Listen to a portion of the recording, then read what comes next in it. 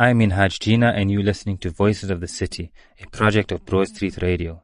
It's sort of a representation of like two completely different worlds that I often find is not represented when people speak of the colored community. You know, especially my mom's side of the story. Like they tell one story, they tell a story of forced removal and a story of gangster, almost like a suffering Olympics. Always about how bad it is versus like people that are much more grounded.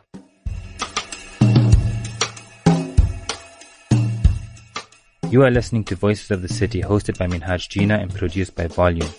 The 6-part series will explore race, history, and resistance through hip-hop culture in Cape Town from the 1980s until today. In this episode, we're in Grassy Park with Emile YX, who formed the crew known as Black Noise.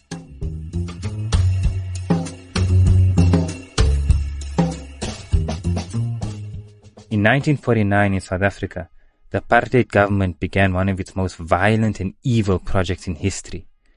It began compartmentalizing education based on race. They did this so that they could ensure that kids who were not white would receive an inferior education and to reproduce a cheap black labor force. It removed knowledge of self from black people. Many decades later, in 1982 in Grassy Park, Cape Town, a young and defiant educator by the name of Emile YX refuses to accept what he was taught. Emile was a revolutionary. He had ambitions of becoming a teacher so that he could critically engage youth about social and political issues.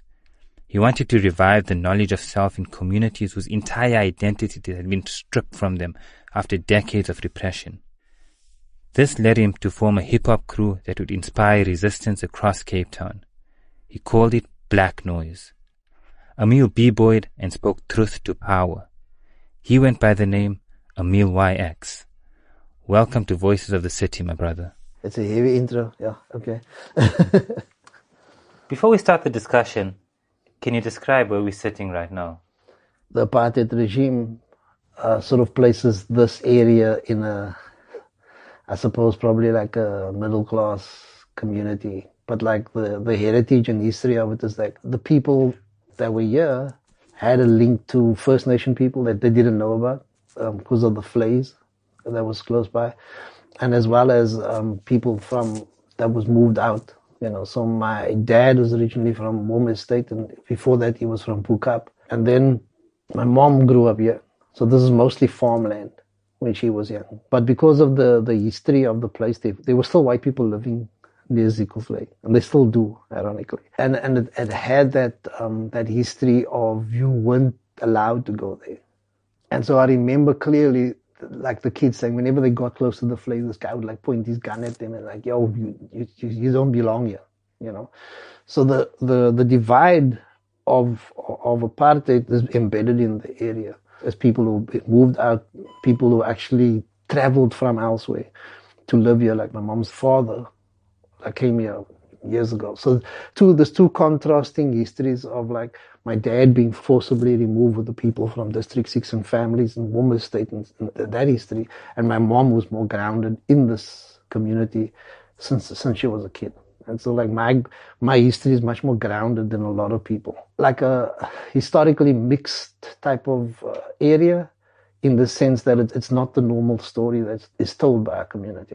There's a story also about like how we used to get milk by they'd bring milk and you'd put your milk bottle out with the money in it outside on one of these fences, and the morning it would be like the owner sort of delivered the milk, and like there wasn't an issue about it being stolen.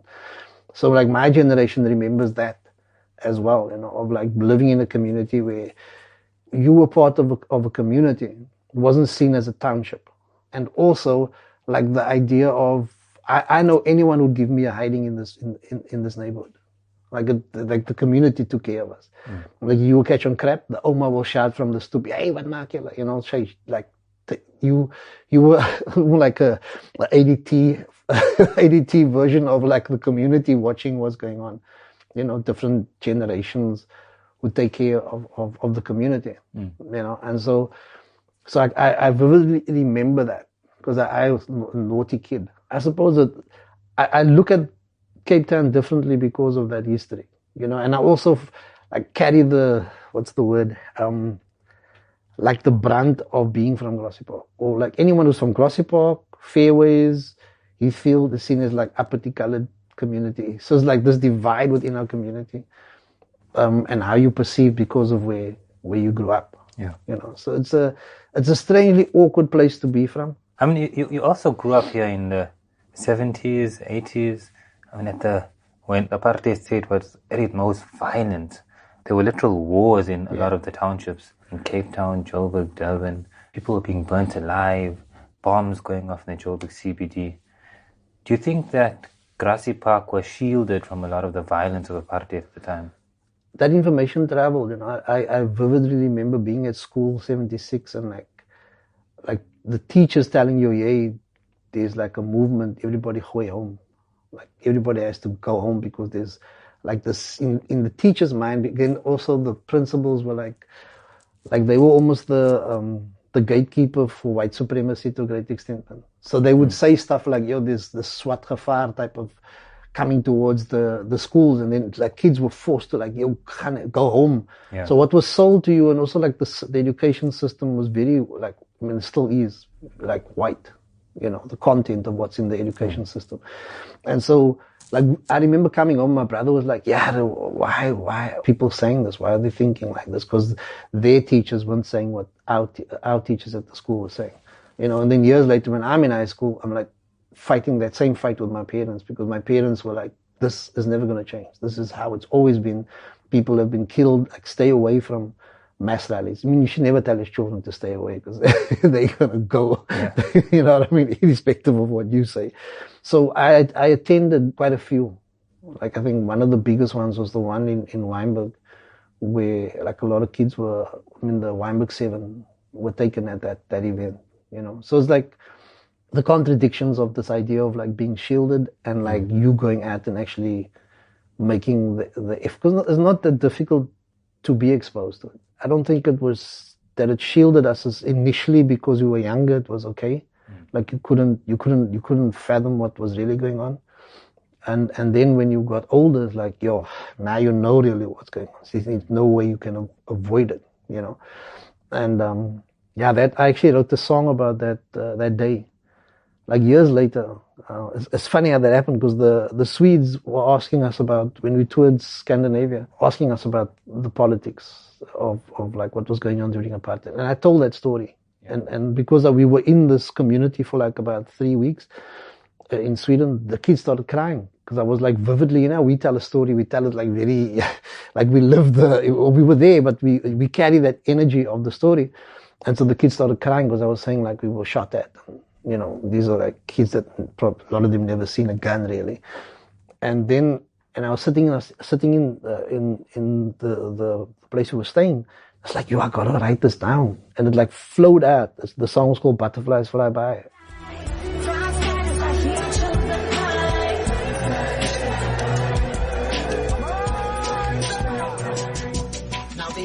Many memories that's etched in my mind, but there's one in 85 that crazy rhymes and reminds me of our struggle for freedom and equality when apartheid's legacy carried on relentlessly. Let me see. Like I was sitting in the crowd and the speaker was late and we were like singing protest songs and this butterfly was flying over the heads of the kids, and I remember I was like, yeah, fuck it, bro, this is like freedom. And then as it flew over, it's like doof, doof, doof, doof, like the sounds of tear gas being shot into the school courtyard. And like light is sitting fast because the speaker had just arrived. So the speakers were smuggled in. And then suddenly this security police guy, plainclothes, walked in, grabbed the bra, walking out, points the gun at us. Like the moment the gun is pointed at you feels like an eternity. I mean, it's that. Anyway, so I wrote the song about it. Years later, someone forgot a videotape in the box of tapes that we sent him to do a documentary about black men. So I was like, yeah, whose tape is this? And they're like, nah, I don't. So I played the tape and it was footage of that day. So I just put the footage over the song. Yeah, and also kids who saw it are like, yeah, I thought colored people weren't involved in the struggle. Like kids of some of the people who were on it, they say like their parents never even told them about this day. Yeah. until they saw the video and they're like almost like cracked. So it's again like, to the long way answer your question is like you have to have been under a rock not to be affected.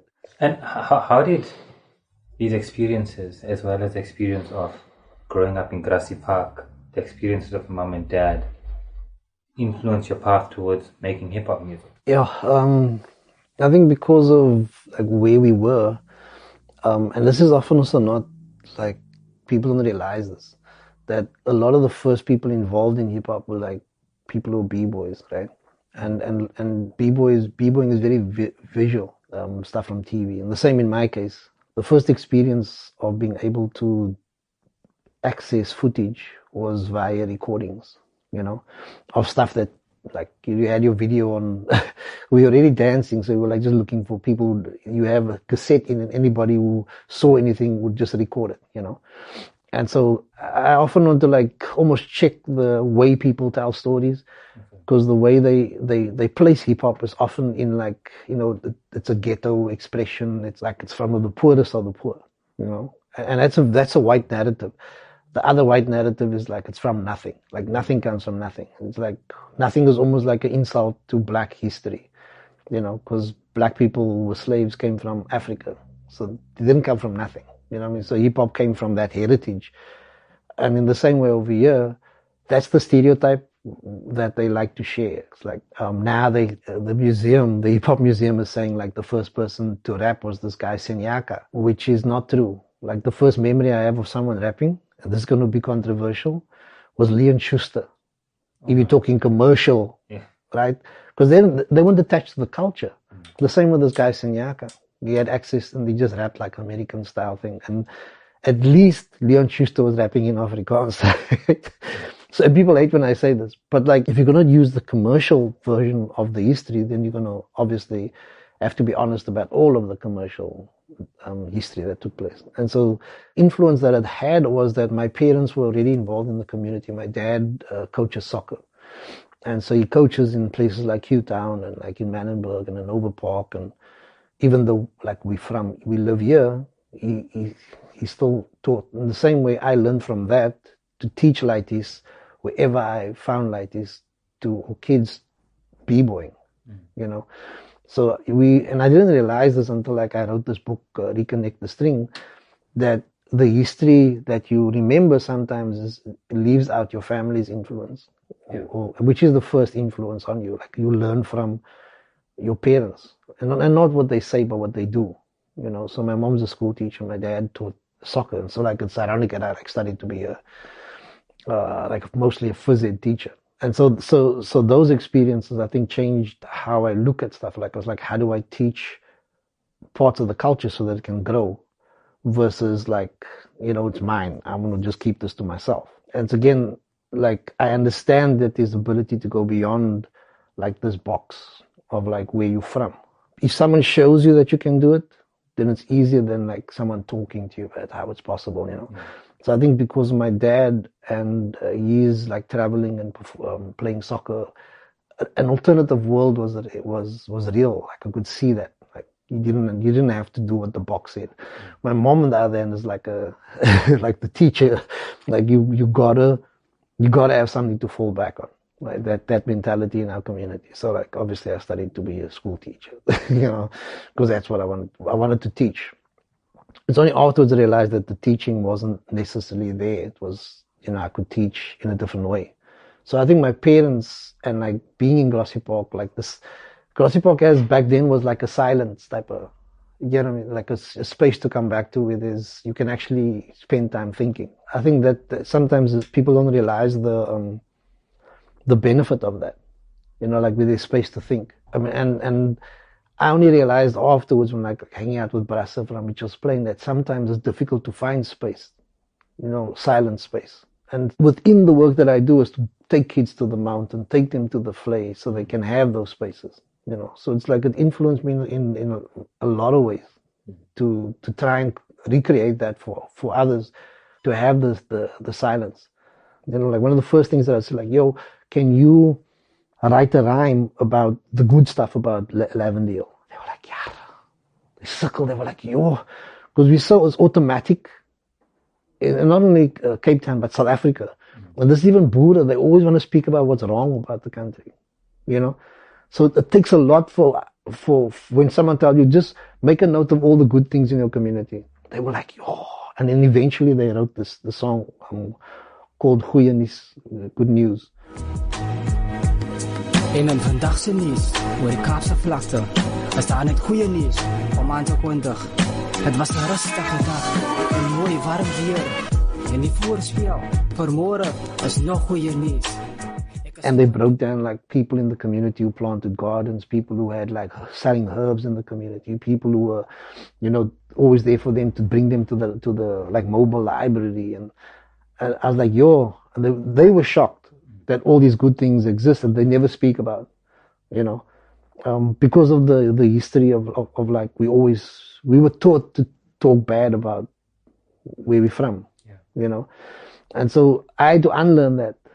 It took a while because this is how the community is reared, like to speak about what's wrong, right? Because the media pushes that always. What's the one narrative, the one story about the gangs and the violence, and so people just repeat that. You didn't start off writing rhymes. No. You were b-boying for a long time before you became an MC. And it seems like this was at least a natural progression for hip-hop practitioners at the time. Yeah. You first become a b-boy, and then you get into graffiti and you get into MCing. Yeah. Is this the case? Yeah, I think back then. Yeah. Because, I mean, it was also because of, like, how do you put this? Like most people, they were telling you that your English was like sucked basically. And in your head, you saw people who wrote as like this group of people. And like the same with dancing. Dancing was again like seen as almost like feminine, you know, but b-boying was like, yo, this is powerful. This is like hardcore dance, right? And so it placed you in a different space. But a lot of us, like we were almost shy to speak out. Like it was easy to dance because you didn't have to say anything. Like you could just express yourself using your body. But then the more you were confronted with, the more you felt like this need to say something, you know. I mean, you were on stage and people would speak on your behalf, like someone grabbed the mic and like, you know, just like he's like, yeah, this was not getting it right. He's like saying some shit got nothing to do with us, you know. And so it was like, almost out of necessity, you felt like, yeah, I'm going to grab the mic now and say this. And I remember clearly, like, it took a long time to be able to do that, to feel confident enough to take the mic. I mean, initially just rhyming was cool because, you know, it was rehearsed, right? But the pieces between the songs, like, I was like, shit, I mean, what am I going to tell these people? Because that was sort of the freestyle, unrehearsed part. And so it took a while for you to be comfortable to speak the way you normally speak and to feel like that what you had to say was almost like worthwhile. Because I mean, you come out of like apartheid where they were forcing you to think that you didn't have shit to say. And so that progression was almost like a lot of the b-boys from back in the day were like, I mean, confronted with like, yo, I gotta say something, shit, I gotta say something. And hence the progression, you know. And then also because of the culture, like people, I mean, I was doing aerosol art, graffiti, you know, dabbled with like DJing, you know, you did a bit of everything. And then if you were performing, there was always a mic there. So you like end up beatboxing or like, you know, you try something else because there's a mic. If the opportunities arise, then like obviously people like, yo, I'll take that, give it a try, you know. So a lot of people from back then would try all of the elements of the culture. Those who understood it, there was an entire, like hip hop wasn't just rap, you know, which is unfortunately changed since back then.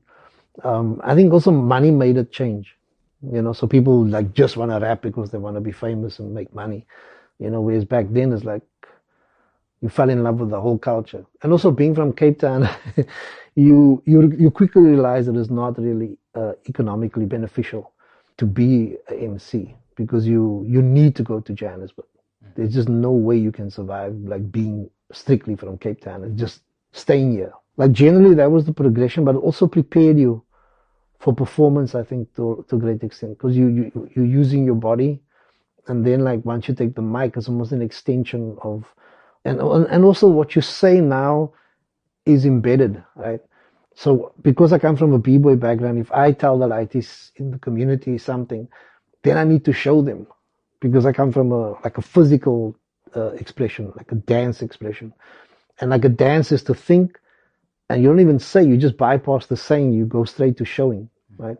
So now when I say something, I almost feel like forced, like I got to go do this in the community. I have to act on what I'm saying, you know. And I mean, if you think about MCs now, they like live in a fantasy world, and it's cool. Nobody demands they do what they say. But because of our background, you find like both like with Black Noise and Prophets of the City and BVK, there was community outreach, you know, and Goddessa as well, you know. So because of, I think this link to, historically in Cape Town, the link to dance or the physical expression, there was like, I have to do something.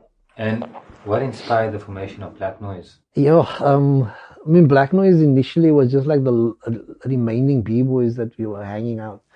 And the group was first called the Furious Floor Rockers. It was Jam Rock Crew, Cape Town City Breakers, guys from there, Supreme Rock. These all B-boy crews from back in the day. And then Pop Glide Crew. Like, we'd do shows together. Like, we just like, you know, you'd copy someone's Beastie Boys. You know, you'd just rhyme a verse from, to extend your performance so you get paid. Because we were doing B-boy demonstrations at malls. And then one would grab the mic and like beatbox and say, hey, the people actually like this. Like, yo, okay, now we just rap whatever was like popular rhyme from the US at that point. And then I remember like Wano started, you know, hearing me write my own thing. Like, oh, okay, cool. That's not bad. And like, oh, yeah, we can make a whole show just on this, you know. And one of the first two was like from a crew called Jam Rock Crew. And then I remember Caramel came with this name, the Chill Convention. It's like 1,000 points in Scrabble for that name. And then we met this white boy by the name of Michael Hatting. And we went to his house and he was like, yo, this will be a dope name, will be Black Noise. So it was a white brother that suggested the name. And we were like, yo, because of the political thing was like, yo, dope, this is a dope name, Black Noise. I mean, we perceived as colored, but like our thinking is on like black consciousness. So, okay. And then we stuck with it. And ironically, Caramel and White Boy then left and formed their own crew. And we insisted we keep the name. Initially, we're just like, we're going to form something that doesn't really exist, you know. And that's how it came about, an extension of the B-boy era. Like, okay, now we're going to rap as well. And we always insisted that dance was a part of it. That there had to be B-boys as part of the show, and then like got a DJ, and then Black Noise represented all elements of the culture on stage. We'd have like guy doing, which was back then was Falco, like live graph on stage and stuff, you know, so that people could see the entire culture. Then in 1990, Mandela is released from prison. A lot of the violence from the 80s starts subsiding, and the country begins its transition into democracy. Another very important thing happened. A group called Prophets of the City releases what's probably the first full hip-hop album in the country. Yeah. How important do you think that release was for the culture of hip-hop in Cape Town and for you? I knew the guys from before then because of the bass and because of teasers and because of the b-boying part of it. Like Shaheen wasn't from that same b-boy clique. And Shaheen had a connection through his dad who was with Pacific Express. When it dropped, we were also at that point recording, but we didn't expect that like it'd be that advanced that they had this album ready and out. There wasn't like any pretenses about like being from the US. It was like grounded in Cape Town, and more so by Dalla Flat. Like that caused, I think people don't realize the stir that caused, because the first time we heard us, you know, before that, like everybody who's recording is trying to sound like white Afrikaans. You know, so you never heard a song that was like, I mean, unless you listen to the Klopse and those type of, which is almost allowed, right? And then like this owns come and they rap about what's exactly going on in the communities, and like, so you had almost like you finally got to be able to look at yourself, you know, or hear yourself, and people were almost like in shock.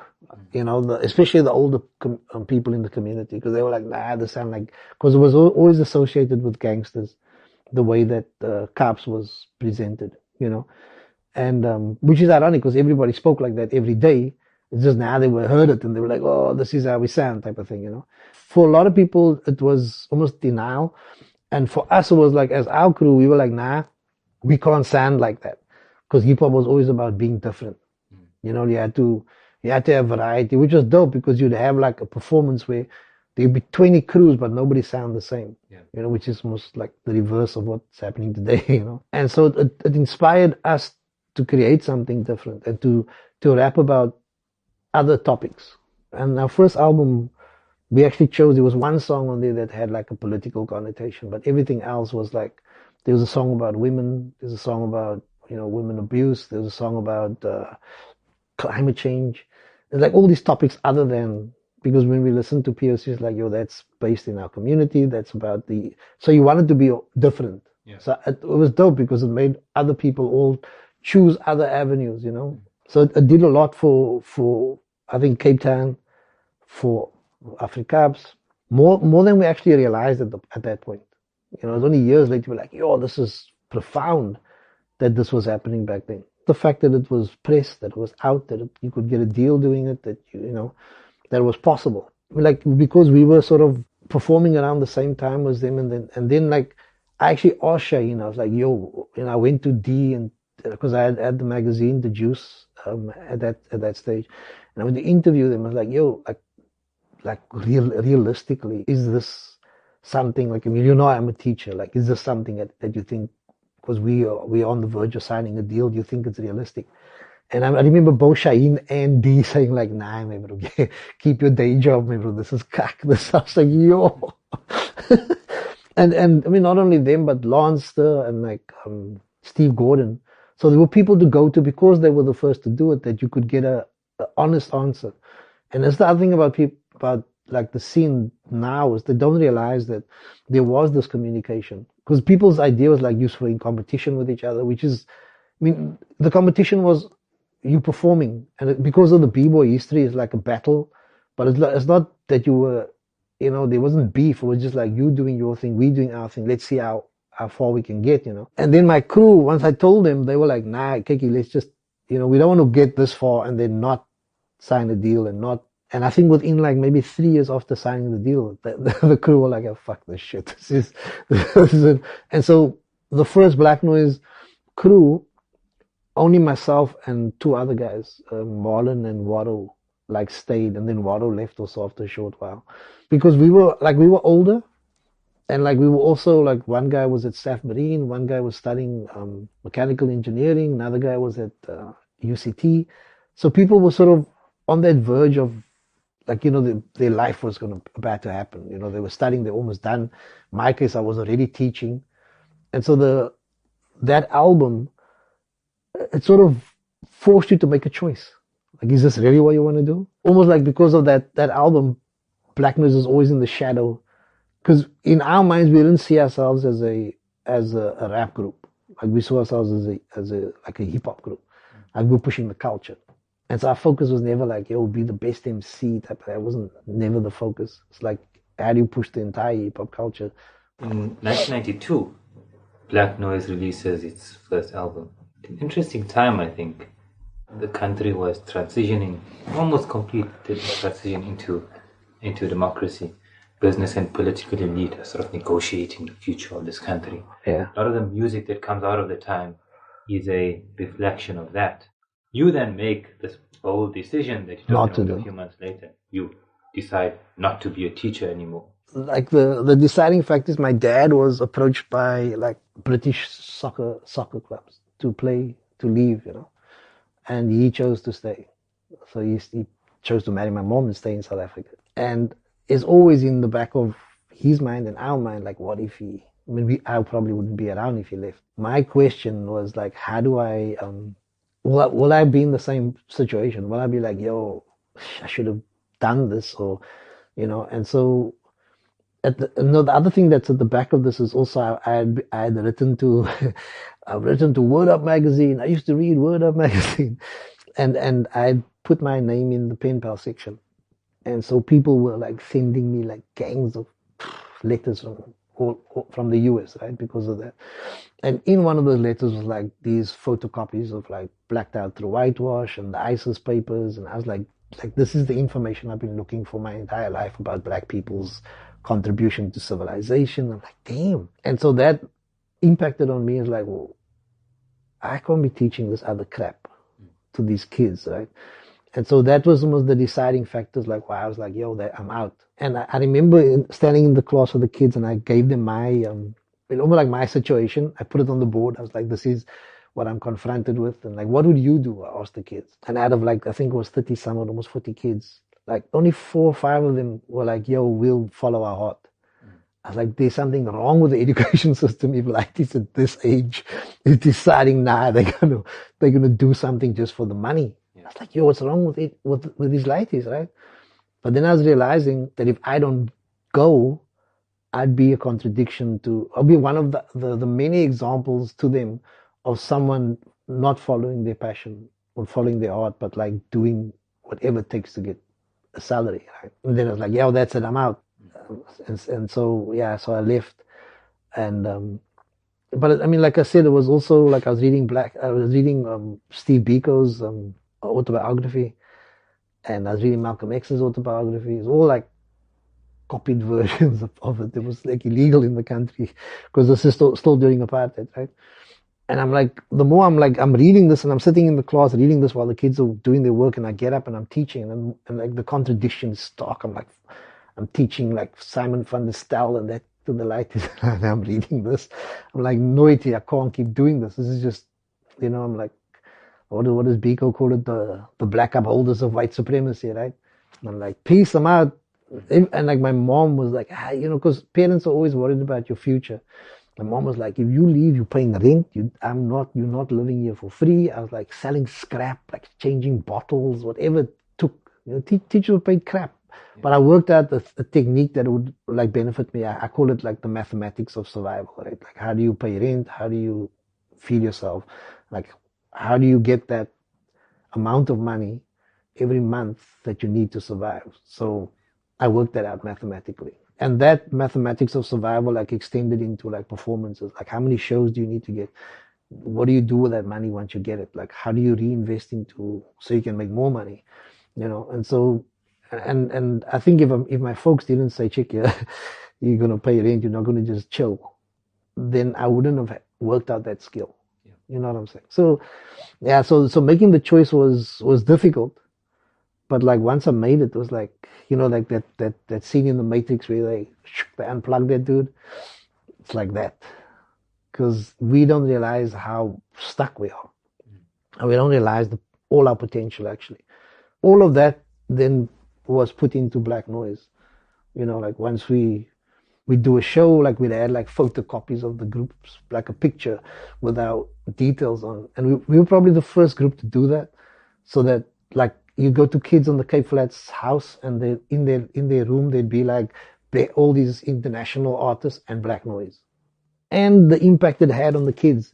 Because years later when I like meet these kids, and they're like, when you left, we followed what you were doing, and we realized it was possible. Around the same time, you did this incredible interview, you and Black Noise on SABC2. It was around 93, 94. And you explain your role as a b-boy is to promote education in a community. And you distinguish education from what you called Eurocation. What is Eurocation? It's what being fed to black people everywhere in the world, or people just generally. It's a European base that the minority on the planet used to give the impression that they're the majority. I mean, I picked up on this when they sent me that information. I immediately was like, oh damn! Like every perspective is always from the European perspective when it comes to education. So it can't be education. Like it's one side of the story. For me, education would be more inclusive of like the global story. Like every community around the world would be represented in that story, not just the Europeans, And so I use that a lot. I mean, even in Europe, I'd be on stage and saying that, and people are like, what do you mean? Like if you're in Sweden right now. And then when you break it down, they're like, oh, damn, this is what the immigrant community is faced with in our community. They're having to learn our story only. Like we're not even really wanting to know about and I mean, we still do that with Yield the Wood. we challenge the education systems at the school and get laities speaking in Caps, especially in the Western Cape, get laities to feel a sense of pride in speaking that way. When they're exposed to the history, they get that sense of pride. You can't just tell them you speak Caps, you need to be proud. You need to actually say why and what the history is that brought that language about. And now the kids who take class, they also, this isn't the Boers language, which is what they offer. I mean, that's what they say in South Africa. Afrikaans is the Boers language, right? But it's not ways of. And then with us also, we create these, booklets and opportunities for ons to write in Caps and to in the play and all of that stuff. I find it interesting that pre-94 and post-94, you defy the apartheid racial categories in your lyrics, and you refer to yourself as black. Can you tell us about that? Yeah, I think it's because of the black consciousness that I was reading. But all the while, people who were staunchly black conscious were like, "Yo, Emile, how can you use this terminology of color?" And I was like, "Yo, how do you lead people back to themselves if you don't use this terminology? This is how they're being seen." I am proud of Africa and being black. I get tired of coconuts that act whack. I am proud of Africa and being black. I get tired of coconuts that act whack. Because the illusion of what color is and what mixed race is versus who's Xhosa, Zulu, Sotho is also just another box, right? That's also fabricated. And so that came up in the process. But it was a hell of an eye opener. So the black consciousness has sort of layers. And it was the same in the US, light skinned black folk get a bit further because of being light skinned. I mean, it's why the industry chose Bob Marley over Peter Tosh. You know what I mean? It's why, and this is going to sound fucked up, but it's why the Antwoord is the best known Cape Flats gangster in the world, is because it's palatable. White people, I mean, same with Johnny Clegg. Not that they're not good musicians or artists. Why the white world likes controlled version of what they, again, Elvis, rock was black music, so it's controlled version of blackness, So yeah, black consciousness was a hell of an eye opener to me.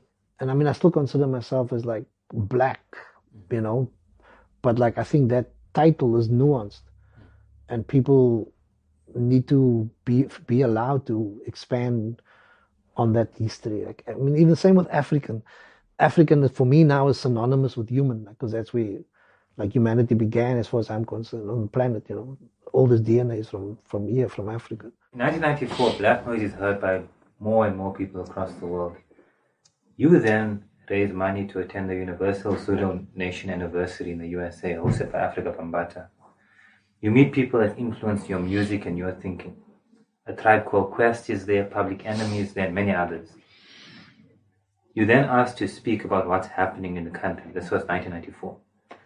After you speak, someone puts up their hand and asks you, "Why do you sound more like F.W. de Klerk than Nelson Mandela?" How do you respond to this? I was, first of all, I was shocked. I was like, what the f-? But then when I thought about it, I was like, yo, that's true. How we sound, obviously because of Afrikaans, will be more like FW.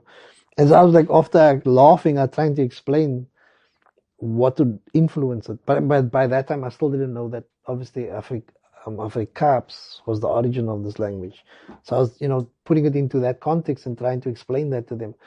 And it's difficult for them to get it because of, there's a different history in the US. But the central conversation, always came back to, the black consciousness side of things. And that's when I first started also to expand that view of, blackness in South Africa and, why that experiences are all so different. Even initially with hip-hop, just to give you an example, we're so insular that we were thinking that everybody understood what we're talking about. The first time we did a library tour in the Western Cape, get to the library and hip hop is blah blah blah blah blah. These are the elements that make up hip hop culture. The kids were like, "What? No man, what are you talking about?" And then so now because that's been your lens, you're like, "Oh damn, wait, let me do now the teacher comes in, you're like, yo, hip hop's made up of these things. Now you do a demonstration. This is MCing. This is DJing. This is, oh, okay. Because you're living it, you don't realize people don't know what you're talking about. So you have to break it down. You have to do like a demonstration. And so because of that, we started doing demonstrations. You know what I mean? So now, after the example you give, next time I go back to the US, I actually mention that. Like, yo, people hear me speak. Like, this is how I speak, so I don't know how I sound. So when you hear me, you think, yo, how come this dude not sounding like he's black? How come he sound like this twang, like he's almost like from the Netherlands and shit, right? And like, yo, that's true. So now conversation about historically what caused this to happen. And like now they're like, we explain like where your community is. So like now this is the physical divides that exist in Cape Town. Like this community has been forced together, and then there's like freeways and train lines, and then there's a black community, and then there's another freeway, and then there's a white community physically separate from. They're like, oh shit, we didn't know that. You know what I mean? So each of these conversations like actually expand my like explanation of things, so that people actually understand the history that caused why I sound this way. It was kind of, I felt like deflated. I was like, fuck, I don't want to sound like, what it was to sound like F.W. de Klerk, But yeah, it was a Musa eye-opener, yeah. It's been about 30 years since Black Noise released its first album, and you've continued to play a central role in hip-hop culture in Cape Town in particular. Where do you think hip-hop in the city is at this point? Yeah. Right now, I feel like the Afrikaans MCs are becoming more like confident in their own way that they perform, and in the dissection of their language, and the level is fucking amazing. I feel like there's a missing element, right? The desire to leave needs to be amplified. Right? I think once they start leaving and performing internationally, they will have a different, like the same way that I have a different view of us, they will also start changing their perception of Cape Town. And I feel like once they do that, then they will see like there's the culture, and then there's the economics. And if they want to survive just on being MCs, they have to transition between being almost culturalists and being commercial artists. And I feel like in the case of Driemanskap, in the case of Kanye Mavi, in the case of Sounds of the South, these are all like Xhosa MCs. They are at the moment actually touring Sweden. So when you do that, you realize the economic value of what you do, what you have. The only way that, and it's not just hip hop, the only way that this community in Cape Town or wherever they find themselves will have an easier route is if they, and this is a tough one, it's almost like you need to be a fucking, social worker first before you can, because you're almost telling your community that they need to have their money rotate in their community first for them.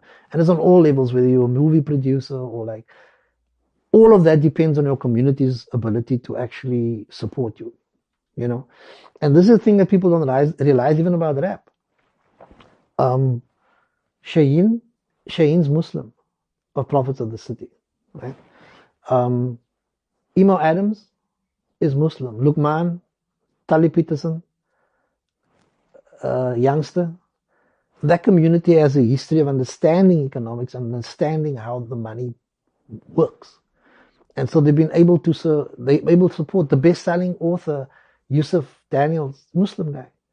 Because that community supports. They understand their financial power, And I didn't realize, I was like, there's something about this. I mean, I look at those artists, I was like, this community actually puts their money into the artists. And so until like the cops or the other parts of the culture realize this, and again nationally also, because nationally it's not only religion but it's also race. People buy according to like that accent of mine. People are like, I have to listen to this dude if he sounds like that. You know what I mean? And so unfortunately that's the dilemma that apartheid put upon us, that people don't necessarily just buy. People buy bringing all of their baggage of the past with them. Emile, top 5 hip-hop practitioners in Cape Town. Yeah, damn, you're putting me on the spot, dude. The top 5, Kanye Mavi, definitely. The stuff I've seen of Jerome Rex, Jits van the Sounds of the South. I've been watching the stuff that they're doing. I mean, there's obviously the ones on the ground like Cream and like Isaac, and those are the ones that like for years have been holding it down. So, can't almost dispel that. But I know that's a specific group of people support, as far as support-wise is concerned. I mean, Youngster's fucking amazing. He's improved from when he started out to like now. He's just like so like standing out like internationally actually. There's Lighty, it's Matthew Joyner, that's that, and Crowbars. Yeah, Lighty from Parkwood. So there's like I occasionally get exposed to like the new ones. Like I was hoping to go watch last night. The Lighty that was working with us as well, he apparently killed at the freestyle battle, Ecstasy. And then the old heads. Like I still think Shaheen of POC is like a massive icon as far as like being way ahead of his time with like what he was saying. This has been Voices of the City, and I'm your host Minhaj Jeenah. This episode was produced by Amina Deka Asma and Volume. Join us next week for another episode where another voice of the city will continue to take us on the journey of exploring race, history and resistance through hip-hop in Cape Town.